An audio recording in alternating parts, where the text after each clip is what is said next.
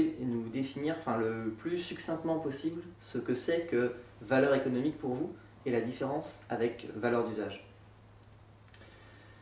D'abord, c'est un fait. Il y a bien une différence qui s'exprime, encore une fois, dans l'expression j'ai pas de travail, hein, alors même qu'on produit plein de valeurs d'usage. Hein.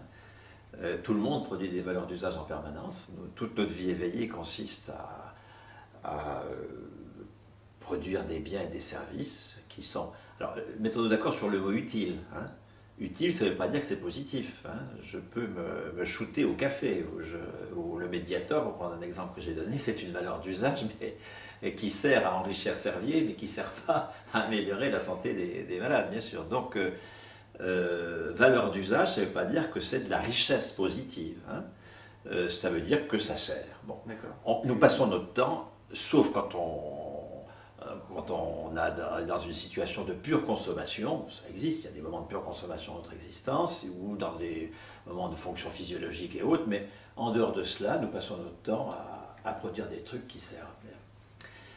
La valeur économique, c'est donc une partie seulement de l'activité, puisque nous n'avons pas de valeur économique attachée à toutes les valeurs d'usage. Et alors, précisément, le choix parmi les valeurs d'usage de celles qui ont une valeur économique, ça renvoie à la violence sociale. C'est-à-dire que... Qu'est-ce qui décide, parmi les valeurs d'usage, qu'est-ce qui décide que telle valeur va être une valeur économique et va donner lieu à un paiement de salaire et que telle autre pas? Dans une société capitaliste, c'est les propriétaires des outils de travail, directs ou indirects à travers des portefeuilles financiers. C'est eux qui décident. Mais ça n'a pas été le cas, ça a été les prêtres dans une société première dans lesquelles les fonctions symboliques sont décisives, ça va être la caste des prêtres, ça peut être les seigneurs d'une société féodale, ça peut être le pater familias dans une société avec une gens à la romaine, ça peut être l'homme libre dans une société esclavagiste. Donc la classe qui décide de ce qui a valeur, et j'ai prononcé le mot classe parce que c'est autour de la question de la valeur que la lutte de classe se constitue précisément, cette classe change évidemment avec l'état de la société. Aujourd'hui, il y a un conflit, parce que la valeur, ça n'est jamais... comme c'est pas naturel, comme c'est le fruit des rapports sociaux, ça bouge avec les rapports sociaux évidemment.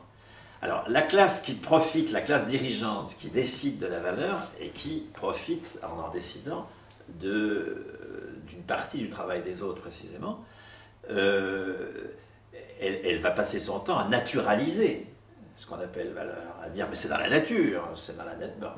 Mais elle se heurte aussi en permanence à ceux qu'elle domine, qui s'organisent eux-mêmes sous des formes très, très variées. Et qui, à certains moments, pas en permanence, la permanence c'est le pouvoir qu'exerce la classe dirigeante, mais il y a des moments où la classe antagonique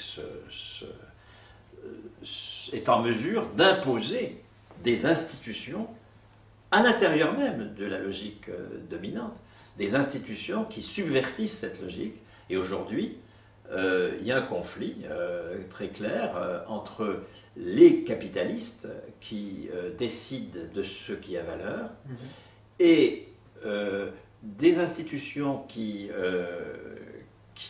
sont alternatives à la pratique capitaliste de la valeur et qui sont l'objet de ma recherche. Ce qui m'intéresse, c'est pas de voir comment on se fait avoir par le capital. Les sciences sociales passent leur temps à nous montrer comment, quand on croit se libérer, on forge nos chaînes, etc., etc. Moi, ce qui m'intéresse, c'est de voir qu'est-ce qui sourd de vie dans la valeur économique.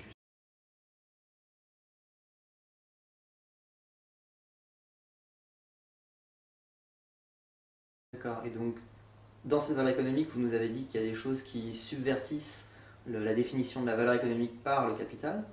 Et alors, est-ce que vous pouvez nous donner des exemples et nous expliquer comment est-ce que ces institutions existent, comment est-ce qu'elles ont été créées et comment et c'est quoi leur rapport à la valeur économique? Alors, je peux donner un exemple parce que sinon, effectivement, alors, ça va être très long. Mais pour dire des choses dans un espace court, la fonction publique, par exemple, la fonction publique d'État surtout, qui est une création sur un demi-siècle à peu près. Vous avez un demi-siècle de lutte entre 1900 et 1950 en gros. Enfin, les premiers gros conflits, c'est autour de 1906-1907, et puis le statut de la fonction publique, c'est 1946. Bon, il y a là une quarantaine d'années, donc, de conflits qui aboutissent à quelque chose qui est absolument anticapitaliste, le salaire à vie des fonctionnaires. Les fonctionnaires ont un salaire à vie qui va jusqu'à la mort, puisque leur pension, c'est la continuation du dernier salaire, qui est le meilleur, puisqu'on ne peut que progresser. Ce salaire à vie est radicalement anticapitaliste. La suite de l'entretien permettra de voir pourquoi. D'accord.